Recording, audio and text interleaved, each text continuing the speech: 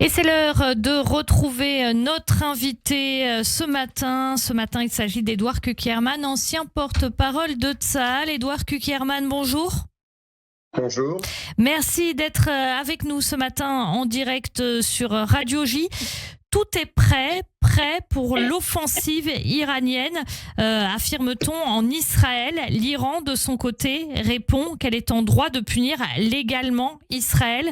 Alors, sans jouer sur les mots ou en jouant dessus, à quelle punition s'attendre ? D'abord, cette notion de punition, elle est complètement déplacée et absurde parce que Israël subit les attaques iraniennes par les différents fronts et les différents proxys qu'ils utilisent, que ce soit les Houthim, le Hezbollah, le Hamas, ou les attaques qui sont menées en Irak ou en Judée-Samarie. Donc, cette notion de punition, elle devrait être peut-être utilisée par Israël et à mon avis, le fait qu'on soit l'ensemble de l'État israélien en attente d'une nouvelle attaque est quelque chose qui est insupportable. Donc c'est vrai qu'ils ont décidé, les Irans, de faire une nouvelle attaque, une attaque supplémentaire, comme ils l'ont fait d'ailleurs le 24 avril. Mais pour Israël, cette situation n'est plus tenable. Il faut absolument traiter le problème à sa source, qui est l'Iran. Justement, est-ce qu'on est en train de passer finalement à une autre dimension? Un palier a déjà été franchi en avril dernier, vous l'avez évoqué, avec ces envois de drones, de missiles contre Israël. Est-ce que là, on est en train de passer à un conflit qui concernerait l'Iran via tous ses proxys, à Iran, Israël, directement, sans l'intermédiaire de proxys? C'est l'intérêt de l'Iran d'utiliser ses proxys et ne pas agir directement. L'Iran n'a pas été touché par ce conflit directement. Ils ont toujours envoyé leurs proxys pour faire le travail. Mais j'espère qu'à un moment donné, les Israéliens vont agir contre l'Iran de manière à éviter que ces attaques iraniennes continuent. Vous dites à un moment donné, j'espère qu'Israël va agir contre l'Iran, parce que vous estimez que jusqu'à présent, Israël n'a pas agi contre l'Iran ? Quand l'Iran a attaqué le 24 avril avec 380 missiles et drones qui ont été ciblés, la réplique du gouvernement israélien a été d'envoyer un missile pour un lieu qui n'avait pas une importance stratégique, puisque la cible a été remplacée en 24 heures par les Iraniens. Donc, je pense que l'action israélienne a été mineure. Il y a peut-être des raisons stratégiques qui sont liées au fait que aujourd'hui on a un front qui est le front de Gaza et le front du Hezbollah, et donc on se permet de se concentrer sur ces deux axes stratégiques. Mais c'est vrai que c'est complètement c'est pas proportionnel de réagir sur une attaque aussi massive avec 380 missiles tirés sur Israël et de renvoyer un missile du côté israélien. Comment vous l'expliquez, cette stratégie ? Est-ce que c'est dû aux pressions internationales, d'après vous ? C'est lié principalement à un choix du gouvernement américain, Biden en l'occurrence, de ne pas créer un conflit dans le Moyen-Orient d'une grande envergure juste avant les élections. Il y a également une raison pratique pour Israël, c'est qu'on dépend beaucoup de la fourniture d'armes des Américains, et que toutes ces armes sont utilisées à l'heure actuelle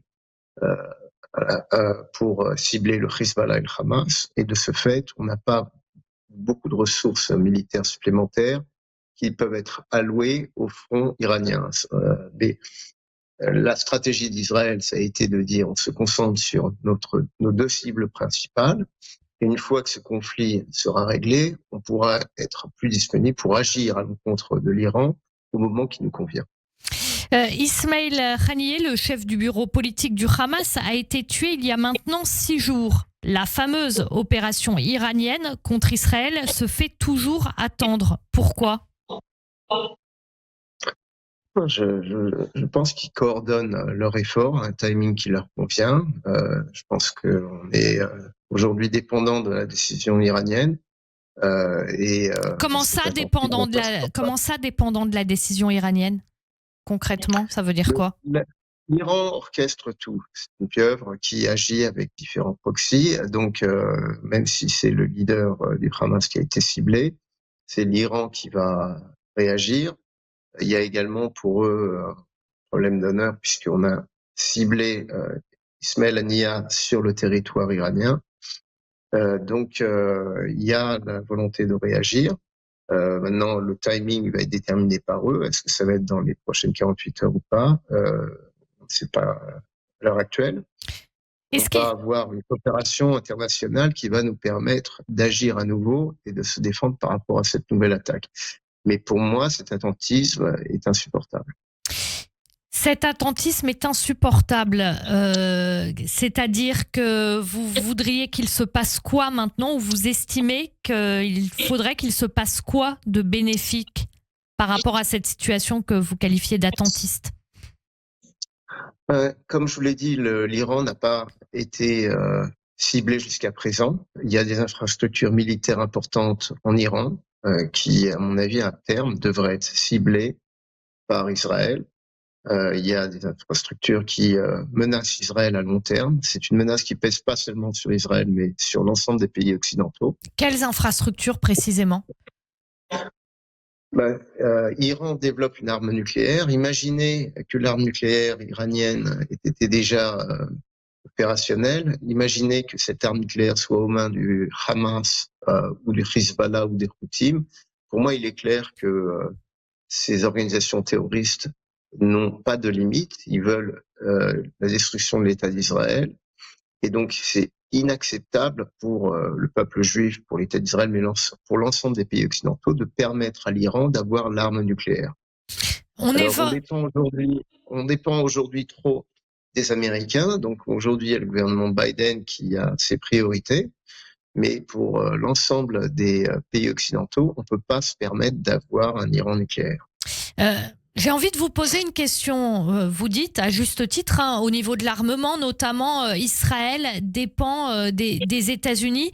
Est-ce qu'il aurait été possible de faire quelque chose pour qu'Israël dépende moins des États-Unis?